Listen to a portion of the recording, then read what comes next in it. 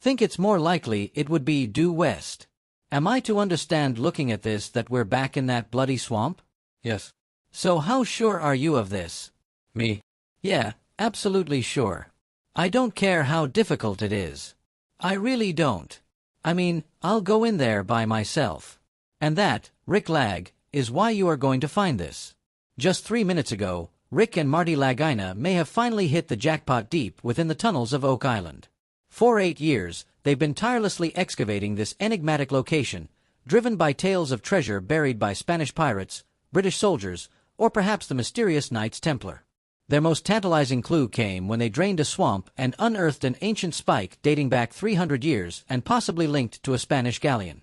What if this spike is just the beginning, and beneath it lies something even more sinister? Let us explore the most massive treasures on this haunted island, the sunken secrets of Nova Scotia's Hidden Isle. For over 8 years, Rick and Marty Lagina, along with their dedicated team, have been excavating on Nova Scotia's Oak Island, fueled by the enticing prospect of uncovering hidden riches. However, they still don't know who might have buried treasure there in the first place. Were the culprits Spanish pirates, British soldiers, or possibly the Knights Templar? Moreover, the question arises, why would anyone go through the trouble of burying valuables on such a secluded island? As the digging continues, public interest remains high, drawing us deeper into the activities on Oak Island, where each discovery is touted as potentially significant. Rick, convinced of its complexity, commands the draining of the swamp, believing that it may yield some answers. Once the water is lowered, Gary takes over with his metal detector. Beneath a wooden board, he detects something intriguing. After some digging, the team unearths an old spike resembling those used on Spanish ships from the late 1600s to early 1700s. Believing it to be the first human touch it has received in about 300 years, veteran treasure hunters like Fred Nolan have suggested that the swamp, peculiarly shaped into a triangle, might have been deliberately constructed long ago to cover up an old shipwreck. This idea spawns further speculation. Could it have been the work of Spanish pirates using the swamp as a giant hiding spot? The team hopes that exploring this previously inaccessible part of the swamp will reveal physical evidence to support the theory that it was artificially made. The importance of excavating the Nolan side of the swamp stems from Fred Nolan's long-held belief that it might be central to solving the puzzle of the island. Could there be a sunken ship or a concealed vault there? During one of their digs, Rick comes across a log with a sharpened end, suggesting that more than one person was involved in its placement, possibly indicating human alteration of the environment. To navigate the muddy terrain of the drained swamp, the team sets up a grid for better management and uses metal detectors in areas where the soil is soft. On one such occasion, Gary's detector signals something not far below the surface. Eagerly, they dig and unearth a large, weathered iron object, possibly a piece of a larger item.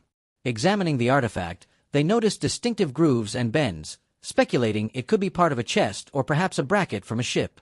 The team, standing at the edge of the island, lets their imaginations wander to visions of sunken ships filled with wealth. Among the new finds is a piece of charred wood embedded in the iron, suggesting the possibility of a ship intentionally set on fire and sunk in the swamp. Why would someone destroy a ship in this manner?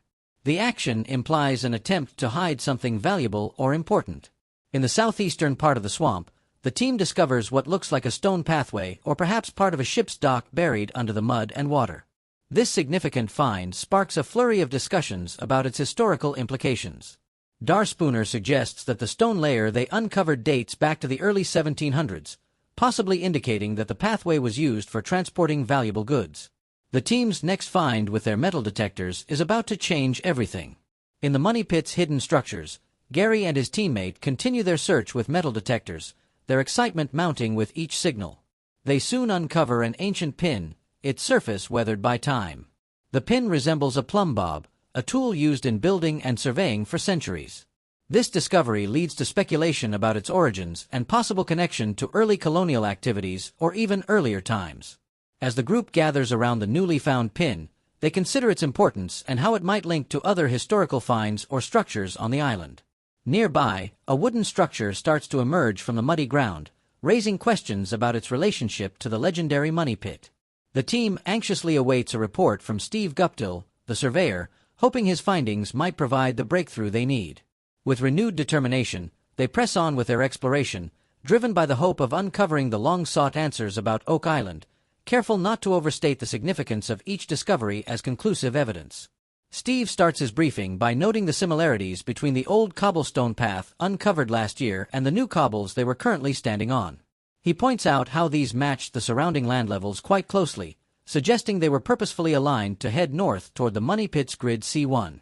This path alignment sparks curiosity among the team members, leading them to wonder about its intended purpose and whether it was deliberately aimed in that direction. Rick, Alex, Peter, and Doug gather around what appears to be an ancient Roman stone road. Their interest is clear as they discuss why such a path would exist in a boggy area and speculate about the immense effort that must have gone into constructing it. This path was remarkably similar to one they had previously found in the Oak Island swamp, which led them to consider if Roman road-building techniques had influenced broader architectural traditions, possibly even affecting the Portuguese, who were connected with the Knights of Christ. Driven by this idea, the team eagerly compares different construction methods, hoping to find any ties between Portuguese historical explorations and Oak Island. Elsewhere, the ongoing work in the swamp was just one among many attempts to understand the complexities of Oak Island. Over at the Money Pit area, Rick, Marty, and other team members were analyzing new sonar data that hinted at man-made structures deep within Aladdin's cave. Steve noted that the straight lines shown in the sonar images didn't appear natural, and he was hopeful that viewing them in a 3D model would offer more clarity. Terry Matt suggested that learning about these structures' construction methods might reveal significant information about historical excavation and building techniques in the area. During a review session of the sonar data, Rick spotted something unusual and asked Paul to adjust the orientation of the image. As the image shifted, Terry noticed a sandy slope that might be covering other important findings. Marty observed a perfectly square wall on one side of the cave, concluding that it must be man-made and could potentially be hiding a treasure trove. Their discoveries deepen, pushing them to dig further into the island's secrets inside Aladdin's cave. The team then deliberated on how to access deeper into the cave, considering drilling toward a subtle echo that seemed to indicate another opening. They planned to lower a camera into the drill hole, hoping it would reveal more details about the cave's interior and possibly guide their subsequent actions. Rick emphasized the need for a careful assessment before moving forward. The next day, they started drilling a new borehole named L3.5 to gather more data from Aladdin's cave. At the same time, efforts were underway to manage the influx of water into the garden shaft, showcasing the continual struggle against natural elements in their quest.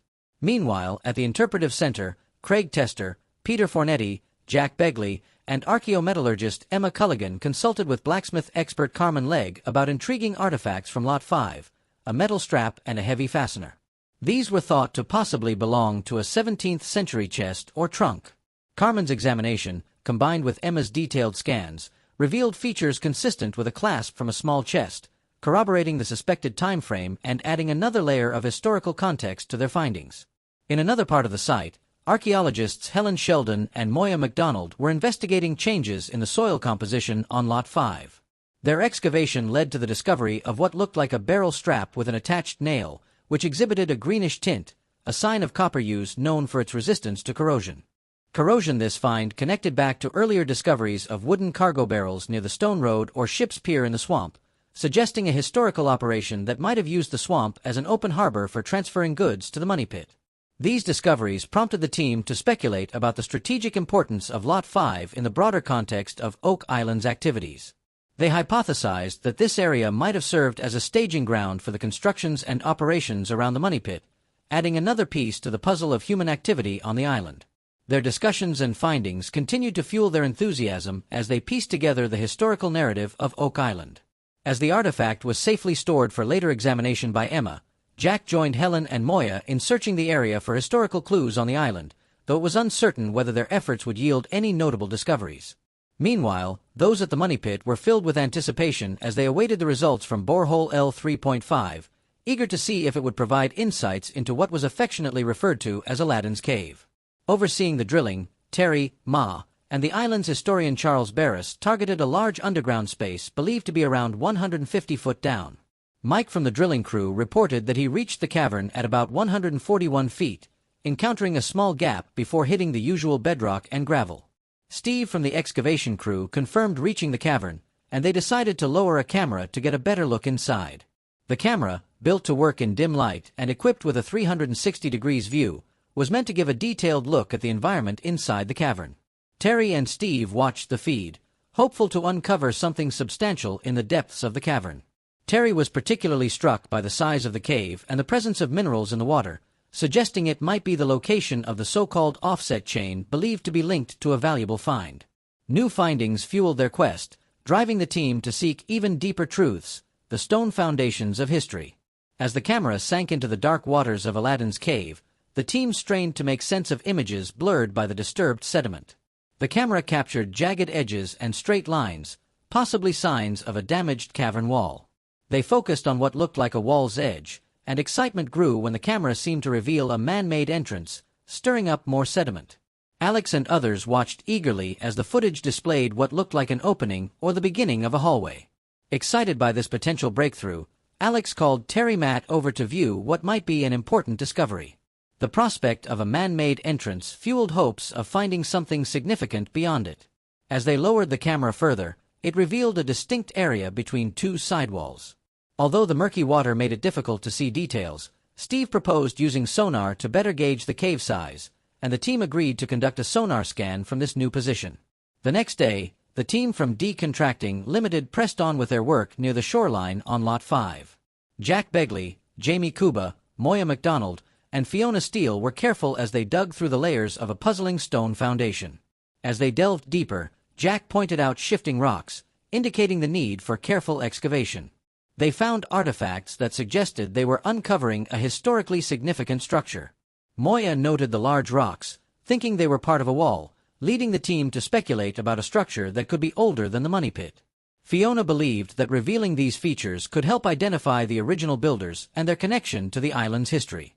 However, understanding the structure's layout became more challenging as they encountered collapsed rocks and misaligned features. Jamie speculated that what might have been a taller wall had collapsed over time. The exposed rocks offered potential insights into the structure, with one side showing clean soil and the other possibly indicating more of the building. Their curiosity deepened, and the team expressed interest in consulting with Larnen, known for his expertise in the island's historical structures. Elle joined Jack and the team to examine the stone foundation, now believed to possibly reveal a wall feature. The possibility that the structure was originally taller and had since collapsed added another layer to the island's complex history. Jack also discussed the interesting connection between the dark soil and the nearby iron pieces and nails, suggesting a more extensive structure than first thought. Rick Lagina and Craig Tester joined Scott Barlow at the Money Pit area, where the Decontracting Limited team was dealing with a mysterious influx of water flooding the garden shaft. Scott reported that the water was rising rapidly, creating new challenges as they tried to find its source. Roger, with a camera in the shaft, captured footage of water bursting into the space with considerable force, revealing a small cavern behind the wooden wall lining the shaft filled with timber. This unexpected finding, possibly indicating an offset chamber or an unknown cavity, sparked speculation about where it might lead. The team considered enlarging the hole to further explore the cavern, wondering if this frustrating setback might inadvertently lead to a significant discovery past layers of earth and time. The team is close to a breakthrough that could rewrite history, the buried mysteries of Lot 5. The story of Oak Island has captivated many for over 2 centuries. Starting with the discovery of the Money Pit in 1795, people have always been intrigued by the prospect of hidden treasures and historical relics buried on the island. Each dig raises more questions than it answers. Figures like Rick, Marty, Craig, and their team are now working hard to piece together the island's past, exploring layer by layer to uncover its history. Water has always been a major challenge here, just as it was for the first treasure seekers who dug into the island's surface over 200 years ago. These obstacles add an element of difficulty to the exploration, but also make the process more interesting. Recent excavations, especially near Lot 5, revealed an old foundation that brought up more than just dirt. They stirred up stories from long ago. The finding of this rectangular foundation, along with various old items, suggests there might have been military activities on the island long before it became famous for treasure hunting. During their intense digging effort, the team found a structure that seems to have been intentionally buried. They believe this structure was built in the 1700s, around the same time as another nearby depression in the ground. It's interesting to think about whether these two were built at the same time or one after the other. It seems the earlier circular depression may have influenced the building of the later rectangular foundation. A significant find was a piece of creamware dated to 1762 within the rectangular foundation. If this date is correct, it suggests significant activities on Lot 5 before 1762, possibly related to military purposes, which predates the discovery of the money pit. This creamware, along with other items found, hints that the island might have been a place of important activities involving careful planning and resource use.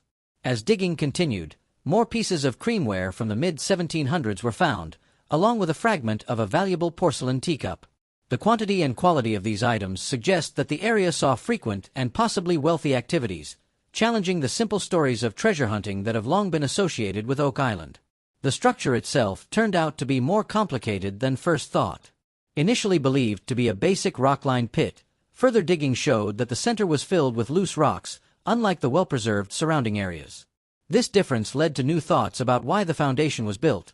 It might have been designed to contain or protect something rather than just serve as a dump or storage area. These findings lead to an important question. What was the real purpose of these foundations? Were they just ordinary buildings, or did they play a part in a bigger plan that included military operations or hiding valuable items?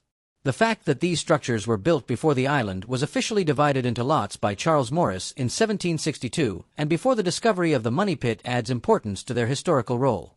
While the team continues to explore and study these discoveries, the true purpose and nature of these structures remain unclear. The bits of pottery and porcelain, the way the foundations were built, and the context in which they were created all point to a complex and layered history for Oak Island.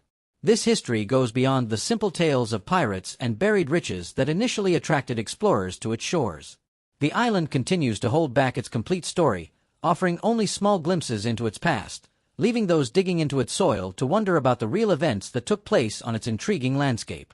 What secrets do these foundations hold beneath Oak Island? Could there be more than history buried deep? Comment your theories below, and don't forget to subscribe for more mysteries.